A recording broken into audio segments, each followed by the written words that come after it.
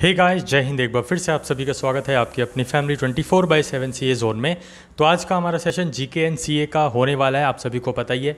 जो यहाँ पे स्टूडेंट्स नए हैं, पहली बार क्लास कर रहे हैं, तो उनको मैं बता दूँ ये कुछ हमारा टाइम टेबल है, आप इसे फॉलो कर सकते हो आपके एंट्रेंस एग्जाम के प्रिपरेशन के लिए। डेली हमारी क्लासेज होती हैं 10 बजे सुबह और शाम को 5 बजे। तो आप पूरा यहाँ पे प्रॉपर स्टडी कर सकते हो, प्रॉपर प्रिपरेशन कर सकते हो अपने एंट्रेंस एग्जाम के लिए। अगर अभी आपको नहीं पता है कि आपको बीएससी करना है या बीए करना है या बीसीए करना है या बीए योगा करना है, तो कौन कौन से सब्जेक्ट्स प्रिपेयर करने हैं आपके एंट्रेंस एग्जाम के लिए, तो डिस्क्रिप्शन बॉक्स में जाइए, सबसे पहले वो वीडियो देखिए। फर्स्ट वीडियो का लिंक आपको दिया होगा जिसका थंबनेल मैंने दिखा दिया है। सो वहाँ से आपको क्लियर हो जाएगा कि कौन कौन से सब्जेक्ट्स आपको पढ़ने हैं। अच्छा, बता दूँ कि जो भी स्टूडेंट्स यहाँ पे मार्केट से बुक लेकर पढ़ रहे हैं वो ज़रा थोड़ा सा ध्यान से पढ़े। मैंने देखा है चीज़ें उसमें बहुत सारी, मतलब इतनी कॉमन सी चीज़ें हैं और गलत दी हुई हैं। आई डोंट नो कि फिर बुक छापते ही क्यों, या तो फिर पूरा इनको एकदम देख कर सब चीज़ें तब देना चाहिए। बहरहाल जो भी स्टूडेंट्स यहाँ पे बुक मार्केट से लेकर पढ़ रहे हैं, मेक श्योर आप चीज़ों को एक बार मिला के पढ़ें यार। गलत चीज़ पढ़ने से कोई फ़ायदा नहीं है, ठीक है। तो हम लोग भी जब अपना कंटेंट बनाते हैं तो उसमें देखते हैं, गलतियाँ हम लोग से भी होती हैं नो डाउट, बट उसको हम बार बार देखते हैं। बहुत सारी चीज़ें रहती हैं तो गलतियाँ तो हो ही जाती हैं, बट इतनी गलतियाँ नहीं होती हैं, और अगर होती हैं तो हम लोग खुद ही चेक करते हैं और सुधार देते हैं उसमें। बहरहाल लेकिन जो भी स्टूडेंट्स वहाँ से पढ़ रहे हैं आपके मार्केट से बुक लेकर, तो प्लीज़ आप लोग थोड़ा सा चीज़ें देख कर पढ़िए। वहाँ पे चीज़ें बहुत सारी गलत दी हुई मैंने देखा, मतलब बहुत कॉमन सी चीज़ें हैं, वो आपको पता भी होंगी कुछ लोगों को, और वो गलत दी हुई है। बहरहाल यहाँ पे अब हमारा सेशन जो है थोड़ा सा लंबा होने वाला है, क्योंकि अब आपके जो एंट्रेंस एग्ज़ाम है वो बहुत ज़्यादा पास आ रहे हैं, और धीरे धीरे आप देख सकते हो कि आपका जो दिन है वो दिन पर दिन कम होते जा रहे हैं, और आपको जो प्रिपरेशन है वो और बेहतरीन तरीके से और जोर लगाना है, ठीक है। तो पेट्रोल भर लीजिए, अच्छे से खाना पीना अपना रखिए और पढ़ाई करिए। डेफिनेटली आपको एंट्रेंस एग्ज़ाम में आपका जो सीट है वो ज़रूर मिलेगी। तो यहाँ पे आज हम डिटेल में बात करने वाले हैं। एमसीक्यू अभी नहीं लाया हूँ। आज का जो हमारा सेशन है वो डिटेल है, हर एक जो हमारा 360 डिग्री एंगल है उसको पूरा कवर करते हुए मैं आपको चीज़ें यहाँ पे बता रहा हूँ। तो स्टार्स ये प्रोग्राम है, ठीक है, गवर्नमेंट द्वारा अभी रन किया गया था। स्टार्स, इसमें एस का मतलब है स्ट्रेंथनिंग, टी का मतलब है टीचिंग, एल का मतलब है यहाँ पे ए फॉर लर्निंग यहाँ पे इन्होंने दिया है, और R for results and S for states programme दिया हुआ है। कोरिलेट नहीं कर पा रहे होगे आप कि ए फॉर लर्निंग कैसे, बट इट इज़, तो जो है वो आपको पढ़ना पड़ेगा। कई बार ऐसा क्वेश्चन आता है जो स्टार्स प्रोग्राम है उसमें आर का जो एब्रीविएशन है वो क्या है, तो आपको पता होगा आर फॉर रिजल्ट्स। तो ये चीज़ आपको याद रखनी है, ठीक है। इसमें कौन कौन से स्टेट्स इन्वॉल्व हैं तो आप देख सकते हैं यहाँ पे 6 इंडियन स्टेट्स इसमें इन्वॉल्व हैं। नाम कौन कौन से हैं तो हिमाचल प्रदेश, केरला, मध्य प्रदेश, उड़ीसा और राजस्थान, ठीक है। ये 6 स्टेट्स हैं, और इनका जो आपका एक ट्रिक है छोटी सी मैंने खुद बनाई है, तो हिम के मध्य महान राजा उड़ा, हिम के मध्य महान राजा उड़ा। तो हिम रिलेटेड टू हिमाचल प्रदेश, के रिलेटेड टू केरला, मध्य रिलेटेड टू मध्य प्रदेश, महान रिलेटेड टू महान राज्य महाराष्ट्र, और राजा रिलेटेड टू राजस्थान, एंड उड़ा से आप उड़ीसा याद रखना। तो कई बार ऐसा क्वेश्चन भी बनता है कि स्टार्स जो प्रोग्राम है उसमें इनमें से कौन सा स्टेट जो है वो इन्वॉल्व नहीं है या है, तो क्वेश्चन देखना है आपको, और ये ऑप्शंस आपके सामने क्लियर हो जाएंगे। नेक्स्ट यहाँ पे देखते हैं, तो जैसे स्टार्स एक प्रोग्राम है वैसे ही लाइट हाउस भी एक प्रोग्राम आपके सामने देखने को मिलता है, जिसमें 6 स्टेट्स इसमें भी इन्वॉल्व हैं। 6 स्टेट्स कौन कौन से हैं तो आप देख सकते हो यहाँ पे,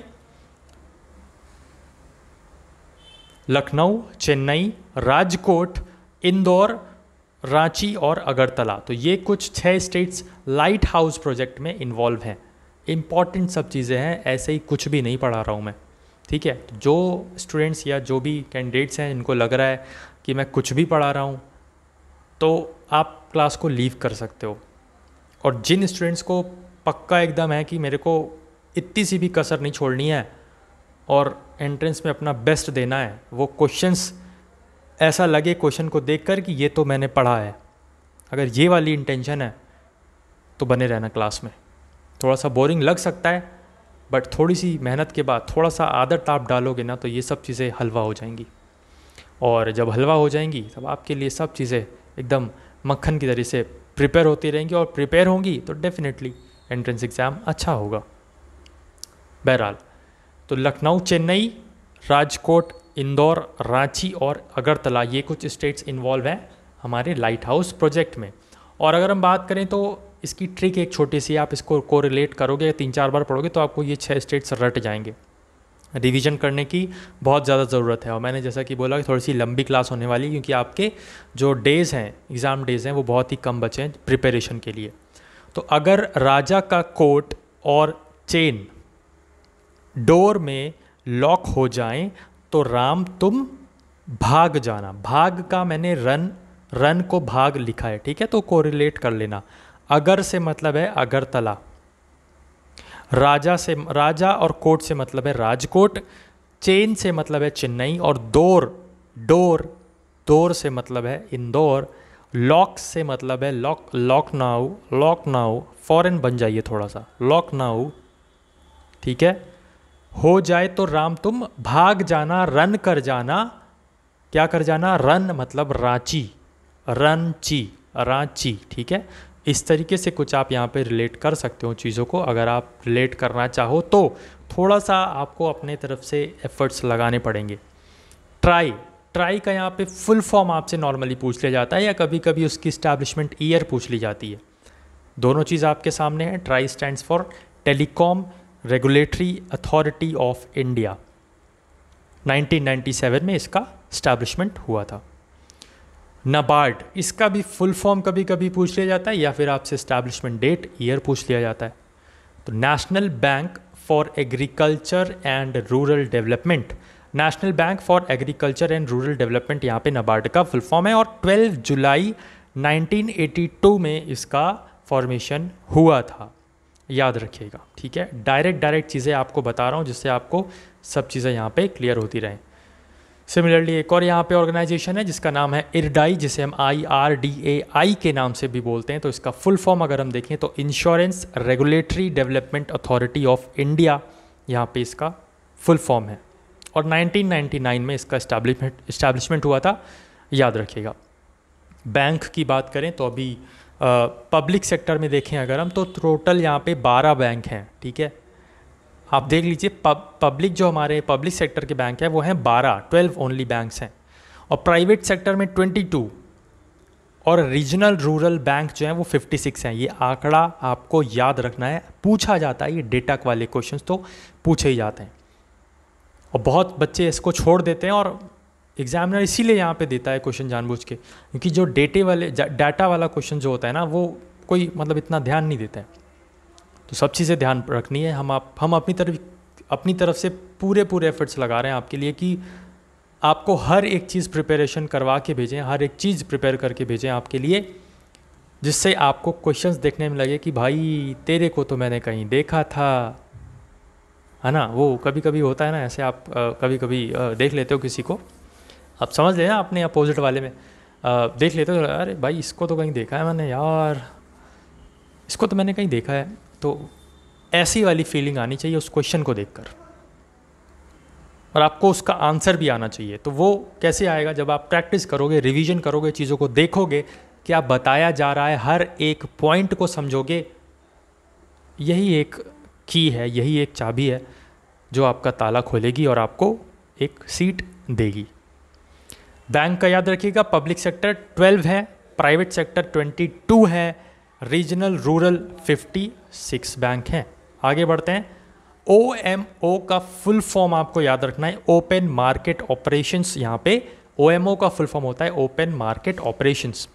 फिस्कल डेफिसिट की बात करें 2022-23 के लिए तो 6.4% ऑफ GDP यहाँ पे अनुमान लगाया गया है। 6.4% ऑफ GDP फिस्कल डेफिसिट का बता रहा हूँ। G20 एक ऑर्गेनाइजेशन है, एक ग्रुप ऑफ कंट्रीज़ है। 2021 में इसका जो सेशन हुआ था इटली में हुआ था, 2022 में अभी प्रेजेंट में इंडोनेशिया में, और आने वाले साल में 2023 में आने वाले ईयर में इंडिया में होगा। तो ये तीन आपको तीनों याद रखना है। ये ट्रॉय एक करके एक बनाया गया है, ट्रॉय, जिसमें 21 में इटली, 22 में इंडोनेशिया, 23 में इंडिया। ये तीन कंट्रीज़ आपको याद ही रखना है, ठीक है, तीनों याद रखना है, तीनों ही इंपॉर्टेंट है। अब यहाँ पे अगेन कुछ इम्पॉर्टेंट हमारे मेंबर्स, और यहाँ पे आपको उनके द्वारा दी गई कुछ इम्पॉर्टेंट चीज़ें हैं, बहुत ही ज़्यादा इम्पॉर्टेंट, बहुत ज़्यादा, मतलब पूछा ही जाता है और आना ही है क्वेश्चन यहाँ से। राजा राम मोहन रॉय की बात करते हैं सबसे पहले।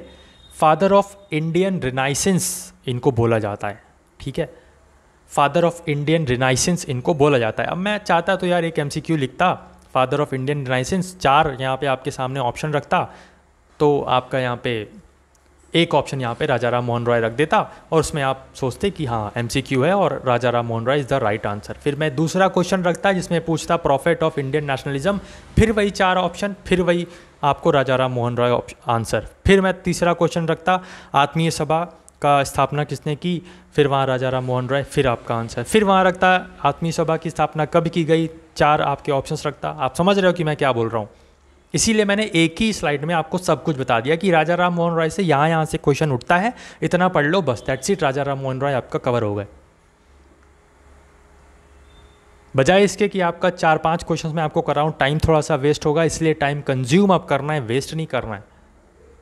इसीलिए अब चीज़ें आपके सामने कुछ इस तरीके से ला रहा हूँ। अदरवाइज़ मैं चाहूँ तो इस जो स्लाइड है ना, यहाँ से 1 2 3 4 5 6 7 8 से 9 क्वेश्चन यहाँ से मैं बना सकता हूँ, लेकिन सारा कुछ एक स्लाइड में कर दिया है, जस्ट बिकॉज कि आपको एक ही चीज़ पे पता चल जाए कि अगर राजा राम मोहन रॉय से क्वेश्चन बनता है तो यहाँ से बनेगा, दैट्स इट, ठीक है। तो अगर आपको लग रहा है कि आपके लिए हम कुछ एफर्ट्स लगा रहे हैं, मेक श्योर आप वीडियो को, क्लास को लाइक ज़रूर करें। यहाँ पे देखते हैं, राजा राम मोहन रॉय आपको पता चल गया कि father of Indian renaissance, profit of Indian nationalism, आत्मीय सभा की स्थापना इन्होंने की 1814 में, ब्रह्म समाज की स्थापना की 1828 में, और मुगल एम्परर अकबर द्वितीय ने, मुगल एम्परर अकबर द्वितीय ने इनको राजा की उपाधि दी थी। याद रखिएगा, ये सब इंपॉर्टेंट क्वेश्चंस हैं, इंपॉर्टेंट चीज़ें हैं। स्वामी विवेकानंद, आर्य समाज की स्थापना की 1875 बॉम्बे में। लाला लाजपत राय जो हैं वो इनके डिसाइपल थे, मतलब चेले थे। क्या अगर पूछे कि लाला लाजपत राय के गुरु कौन थे, तो Swami Vivekananda. Grandfather of Indian nation किसे बोला जाता है, स्वामी विवेकानंद को। इनका ओरिजिनल नाम तो मूल शंकर आपको याद रखना है। नेक्स्ट देखते हैं, आत्माराम पांडुरंग, प्रार्थना समाज की स्थापना की इन्होंने 1867 में। आप लोग सभी लोग क्या करते हो, आत्मा से प्रार्थना करते हो, ठीक है। जब आप प्रार्थना करते हो, प्रेयर करते हो, हे भगवान मेरा एंट्रेंस एग्ज़ाम निकाल देना, मेरे को सीट, एक रेगुलर सीट दे देना, लखनऊ यूनिवर्सिटी में दिला देना या नेशनल पीजी में दिला देना या कहीं भी दिला देना, बस रेगुलर सीट दिला देना। तो क्या कर रहे हो आप, आत्मा से प्रार्थना कर रहे हो। तो आत्माराम पांडुरंग, प्रार्थना समाज, रिलेट करके याद करोगे, बहुत जल्दी याद रहेगा और लॉन्ग टाइम तक याद रहेगा। क्वेश्चन देखते ही आपके सामने आंसर ढूंढोगे आपकी, भाई प्रार्थना समाज है, कहाँ गया वो ऑप्शन जहाँ पे आत्माराम लिखा है, खुद आप देखोगे कि भाई ये लिखा है, ठीक है, ऑप्शन है इसका राइट आंसर। लेकिन वो चीज़ ऐसा आपको तभी हो पाएगा जब आप पढ़ोगे अच्छे से, ठीक है। तो प्रार्थना समाज 1867 याद रखिएगा। बॉम्बे नेचुरल हिस्ट्री सोसाइटी की भी इन्होंने स्थापना की थी। वहीं अगर नेक्स्ट बात करें, ईश्वर चंद्र विद्यासागर, तो फादर ऑफ इनको बंगाल प्रोज का फादर कहा जाता है ईश्वर चंद्र विद्यासागर को। और सबसे इंपॉर्टेंट, विडो रीमैरिज एक्ट 1856 से रिलेटेड हैं ये ईश्वर चंद्र विद्यासागर, याद रखिएगा नाम, इंपॉर्टेंट नेम है। स्वामी विवेकानंद की अगेन हम बात करें तो रामकृष्ण मिशन भी इनसे रिलेटेड है 1897 में, और रामकृष्ण मठ भी इनसे रिलेटेड है 1886 का। आगे हम बात करें तो राइट टू एजुकेशन एक्ट कब आया था, 2009 में आया था। Right to education Indian constitution में किस आर्टिकल में दिया गया है, 21A, 21 का A, ठीक है। टाइगर प्रोजेक्ट 1973 में, एलिफेंट प्रोजेक्ट 1992 में। अर्थ समिट कहाँ हुई थी ये आपको बताना है कमेंट करके, लेकिन 1992 में हुई थी ये मैंने बता दिया। आईटी एक्ट जो आपका है, इंफॉर्मेशन एंड टेक्नोलॉजी एक्ट, 2005 में आया था। और न्यू एजुकेशन पॉलिसी आप सभी को पता है 2020 में आया था। लेकिन ये किसका अमेंडमेंट है, 1986 की जो एजुकेशन पॉलिसी है उसका अमेंडमेंट किया गया है, 2020 लाया गया है, ठीक है। तो ये आप याद रखिएगा। अब यहाँ पे कुछ बैंक हैं उनको मर्ज कर दिया गया है। 10 बैंक ऐसे हैं जिनको मर्ज किया गया और 4 बैंक बना दिया गया है। तो पहला है आपका सिंडिकेट और कैनरा बैंक को मर्ज कर दिया गया, ये पहला मर्जर है। दूसरा आपका आंध्र प्रदेश कॉरपोरेशन बैंक और यूनियन बैंक, ये 3 बैंक को मिला के एक बैंक बना दिया गया है, मर्ज कर दिया गया है। सबसे इंपॉर्टेंट, भारतीय महिला बैंक को SBI state bank of India के साथ मर्ज किया गया है और विजय बैंक, देना बैंक और बैंक ऑफ बड़ौदा, ये 3 बैंक को, विजय बैंक, देना बैंक और बैंक ऑफ बड़ौदा को मिला के एक बैंक कर दिया गया है। तो ये जो बैंक का मर्जर है वो भी याद रखिएगा, इंपॉर्टेंट है। क्वेश्चन आता है भारतीय महिला जो बैंक है उसको किस बैंक से मिलाया गया है, किस बैंक से मर्जर हुआ है उसका, तो एसबीआई से मर्जर हुआ है। तो ये चीज़ आपको याद रखनी है थोड़ा। सिंडिकेट कैनरा, आंध्र प्रदेश कॉरपोरेशन और यूनियन, भारतीय महिला, एसबीआई और विजय देना बड़ौदा, तो ये कुछ आपको बैंक याद रखने, मर्जर हुआ है। That's it. आज की क्लास में फ़िलहाल आपके लिए इतना ही। कैसा लगा सेशन ज़रूर बताइएगा। टाइम सेविंग है और कंटेंट आपको ढेर सारा मिला है कि नहीं, सॉरी फॉर दैट वर्ड, वो जो टंग है वो फ्लिप हो गई।